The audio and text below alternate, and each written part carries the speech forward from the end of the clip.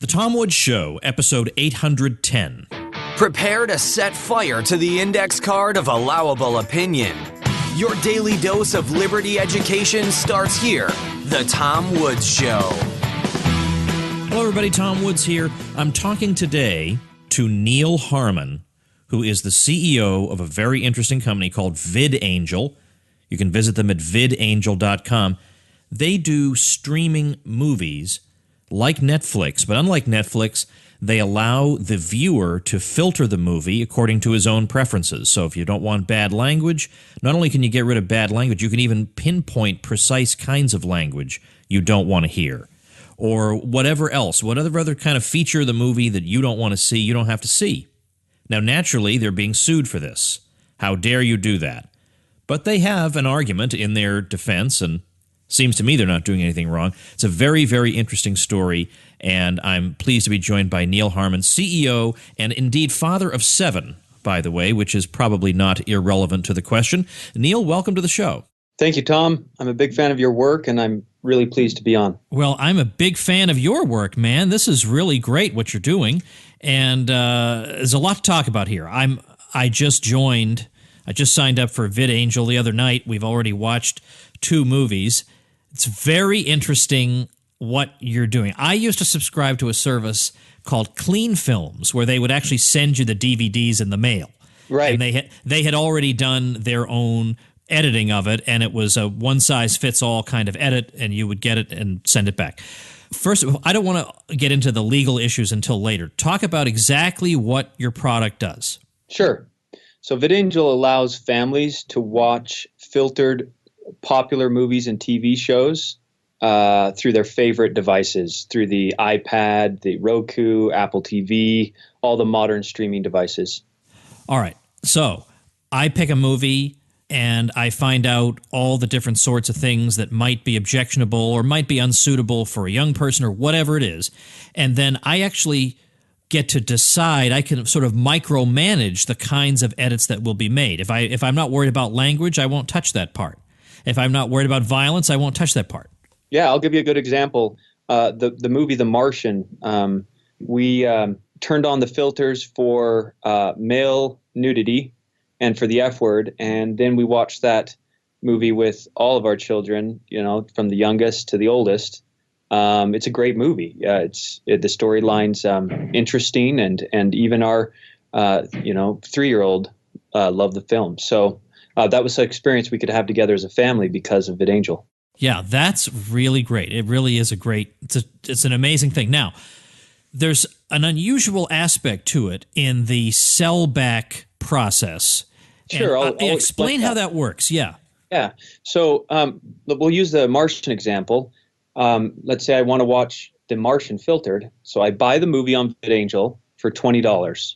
I own it, so I can legally set my filters and watch the movie.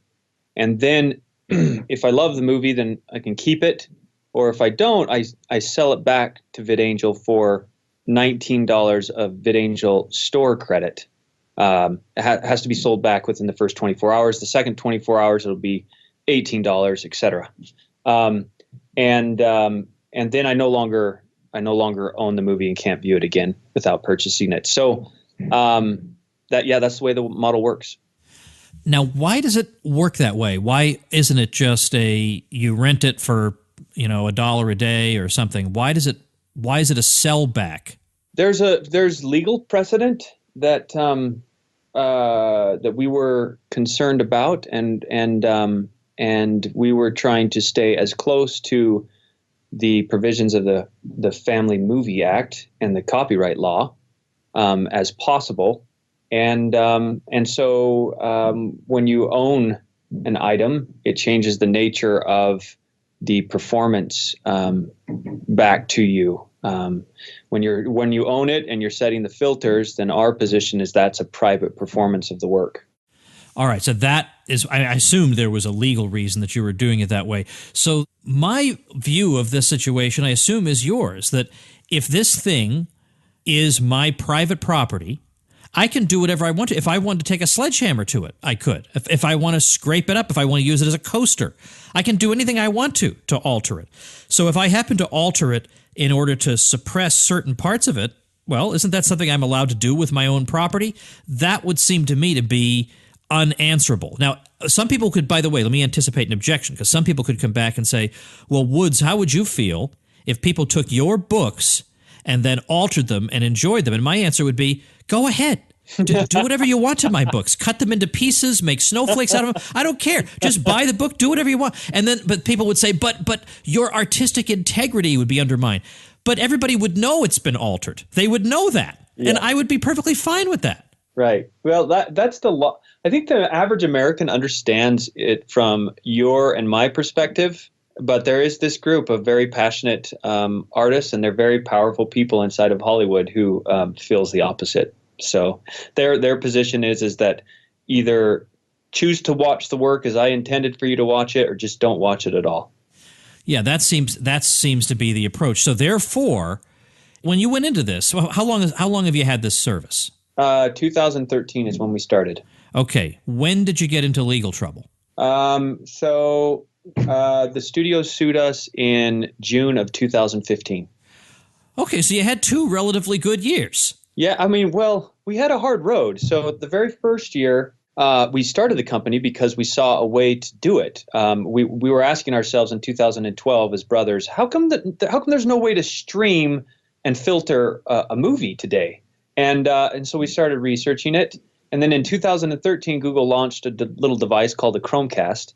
We got really excited because then it had an SDK, and we could develop a piece of software that sat on the Chromecast. And then as a Google Play movie came to the Chromecast onto your television, we could filter it. And we got this working. We raised capital. We launched a company. And then a month after that, Google launched the Chromecast, and they removed all the technology that made the filtering possible, much to our dismay. And that was the first in a long line of attempts at trying to make a filtering service available, between asking this. We met with Google Play after that to see if we could partner with them, since they have licensing from the studios. And then as soon as they started talking to the studios, they discovered they couldn't do it without their permission, and the studios refused to give permission. And then our current model, we developed along with a very respected Hollywood lawyer who said that if we sell a work to someone and they set filters, then the Family Movie Act would protect, would indemnify us from copyright lawsuits. But and then we also wrote the studios to tell them about the service a year before they sued us, and asked for feedback and asked if they had any, qualm with how we were interpreting the Family Movie Act. And they didn't get back to us or ask for any changes, and then sued us in June of this 2016. I said 2015 earlier. So 2016 is when they sued us.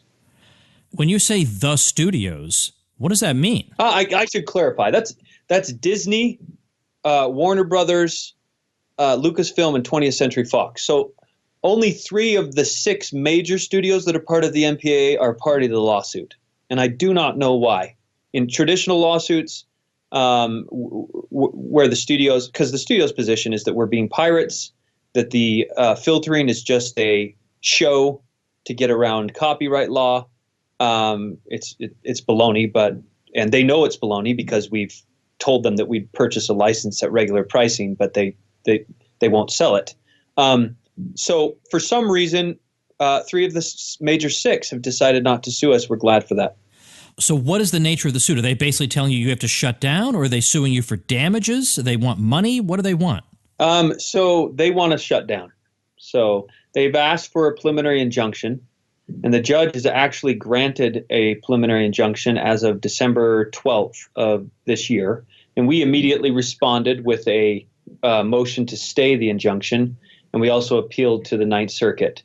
And so then we had a hearing just Monday on our antitrust counterclaim. We've countersued the studios, saying you guys are trying to prevent there from being a filtering market and from there being competition from the people who want to filter, and so you're violating antitrust laws. All right. Well, what happens next, and what's the timeline? Do you have any way of knowing? You're just sort of in limbo? So the judge told us on Monday that he would rule within 7 days on the antitrust lawsuit, on whether we're able to continue with that lawsuit. The studios have asked him to refuse the lawsuit. And he's also considering right now our motion to stay the injunction.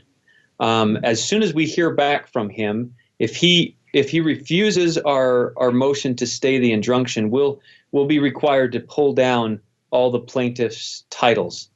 We'll immediately file with the Ninth Circuit for a stay during the appeal process, and we're hopeful that with a fresh set of eyes, that the Ninth Circuit will look well upon this. Now, we're encouraged that the judge is currently considering our motion to stay rather than just outright denying it. So we're encouraged that VidAngel will still be operating while we find the merits of the case. Well, this has got to be pretty nerve-wracking. I mean, you poured enormous energy into this and developing the technology behind it, and now they could pull the rug completely out from underneath you. Not this time, Tom.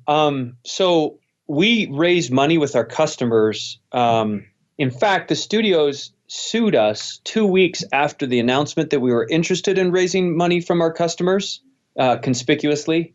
And I think they hoped that they could stop us from getting traction or getting the funding to defend ourselves. And instead, I think it strengthens people's resolve to fight this battle. And we raised $10 million right in the midst of the lawsuit to fight this all the way to the Supreme Court. And that's what we intend to do. So we're not going to roll over. Wait a minute. You raised how much money? $10 million. Did you have any idea you were going to raise anything like that amazing number? We asked for 5. That's what our lawyers were saying, that for us to fight this all the way to the Supreme Court, we needed $5 million. So we asked for 5, but the interest was so strong that we had to start turning people away at 10. And we had to shut it down. I'm speechless at that. That's amazing. It's really a testament to how here's the other thing, Tom, to understand the passion and how badly people want the studios to play ball with this, or for the law to force their hand. We had 40,000 people before we finished the SEC filing to be able to raise this money. We had 40,000 people voluntarily donate money to the litigation with nothing in return. We had someone in Florida, a former football player, and his family started a petition. It's savefiltering.com. It now has almost 100,000 signatures on it. We asked for letters to the court and got tens of thousands of letters sent in to us. And then we had dozens of religious and government organizations who signed declarations on our behalf in the lawsuit. So the support for this and the groundswell has been overwhelming, and it's really given me the energy and the passion that I need to fight on these people's behalf, because like you said, this would be very nerve-wracking, but every time that my nerves get to me, I think about all the people that we're fighting for, and it just seems worth the fight. All right, I want to ask you, and by the way, I know there's some work going on in the background in your office. It's just like in the background occasionally, if people have super-duper hi-fi setup, they can hear some of my kids running around once in a while when I'm not in my proper studio environment. But anyway, I want to ask about your background. You've only been doing this since 2013. What did you stop doing to start doing this? Immediately prior to VidAngel, I started a company with my brother and with Dr. Bob Wagstaff. It was called Aura Brush. It was a tongue cleaner that helped get rid of bad breath. And we marketed it on YouTube and social media, and took it from 0 sales to global distribution in Walmart, Walgreens, Boots, Japan, in a very short period of time. We sold our stock in that company and left in 2013, and we started VidAngel for our own families because we wanted the product. And then we also started an advertising agency to pay the bills. And the agency, much to my dismay, is called HarmonBrothers.com. And that's an interesting story in and of itself. We had our very first deal, had to have an entity to receive it. And we were on the state website the night before we received the wire saying, what are we going to call this agency? And we just said, well, let's just put in a placeholder, Harmon Brothers for now.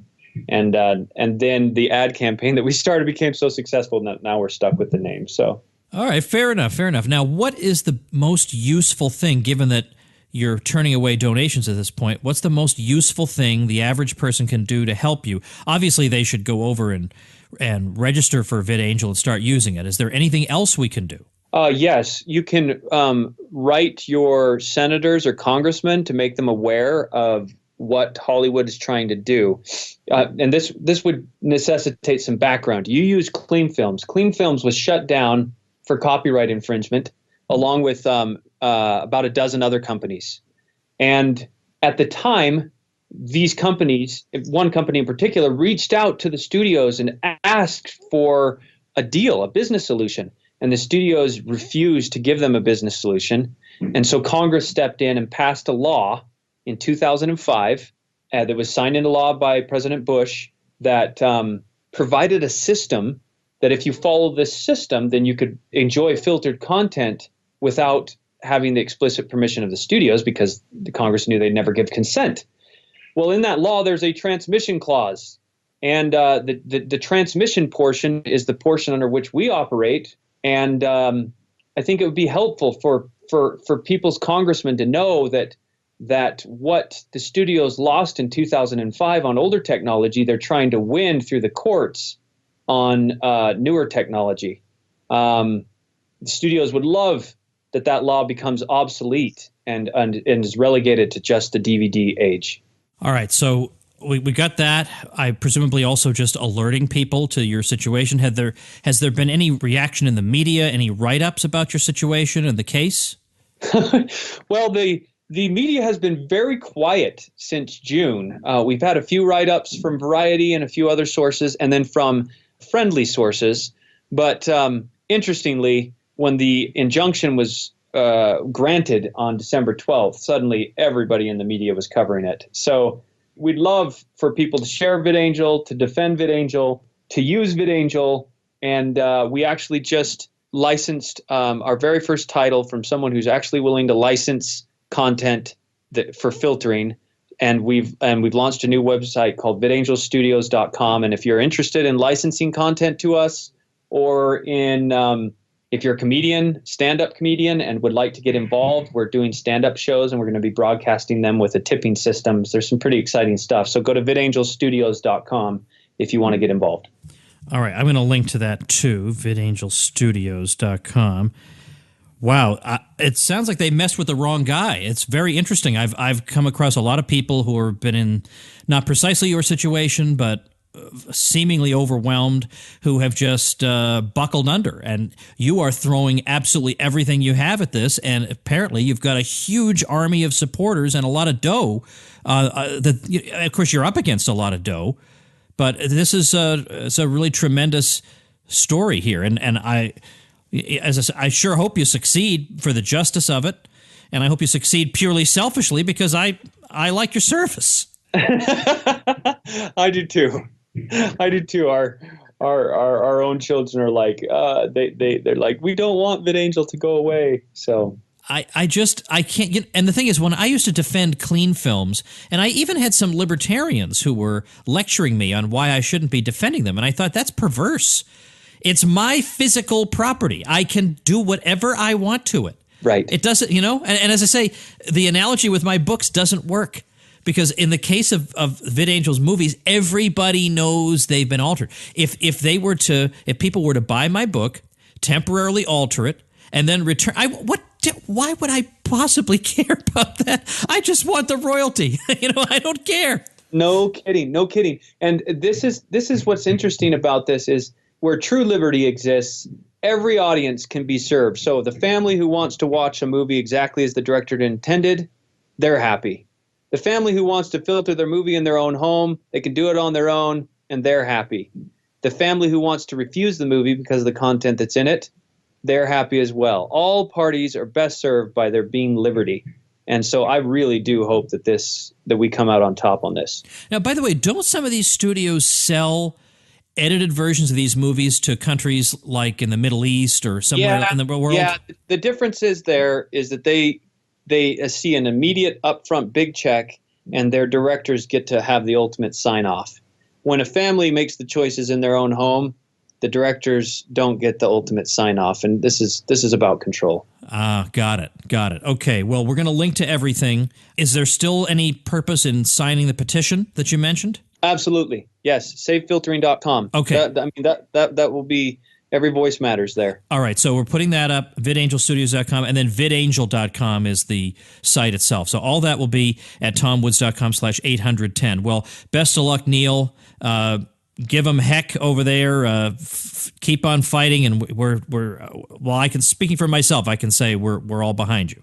Thank you, Tom. All right, folks, before I let you go for the weekend, here's a nice little thing I finally got around to doing. I've taken most of the free ebooks that I've produced, and I've put them together on one convenient page, one location. I still have all the individual pages, but if you're interested in one of these books, like, for instance, I've got 14 Hard Questions for Libertarians Answered. I've got Bernie Sanders is Wrong. I've got Education Without the State. All these books you've heard me talk about, they're all available in one place. Just click, you get them for free. And where else would they be but tomsfreebooks.com? And I know you guys know there's no such thing as an apostrophe on the internet. tomsfreebooks.com is where you get them, so go click and be a happy reader this weekend, and I'll see you sort of next week.